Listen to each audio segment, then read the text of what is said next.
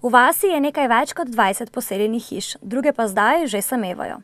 Kot pravi Jože Konte, ki v Lopati živi že več kot 80 let in čisto po naključju že nekaj desetletij izdeluje lesene ročaje za lopate, so mladi vas zapustili že takoj po koncu druge svetovne vojne.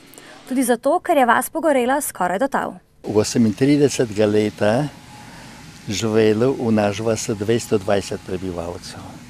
Pa je bilo na 200 glav živine velike, pa so bile ovce.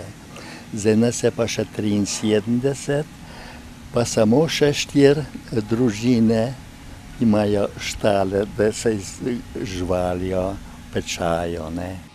Prvi kmetje so zemljo v trajno last na Lopati dobili v 15. stoletju. Poimenovanje vasi pa po besedah vaščanov izvira še iz zgodnejših časov. Lopata naj bi se imenovala zaradi tega, ker je tako grajena v obliki lopate. Začne se na ozko, potem se razširi v srednjem delu proti koncu vasi, pa je na ozko in je kot lopata. Kljub temu, da je vas relativno majhna, imajo sredi vasi romarjem in umetnostnim zgodovinarjem dobro poznano cerkvico Svete Neže, ki je bila zgrajena v 13. stoletju. Danes pa jo lahko vidimo v enaki podobi kot leta 1706. Ja, cerkev Svete Neže je kar obiskana, zato ker po njenih freskah, pa je tako še ohranjena cerkev, tako stara in je pride na leto nekaj avtobusov romarjev. Na Lopati po besedah vaščanov sicer živijo dobri in solidarni ljudje, ki se nemalokrat lotijo kakšnega kmečkega opravila, radi pa poprimejo tudi za lopato.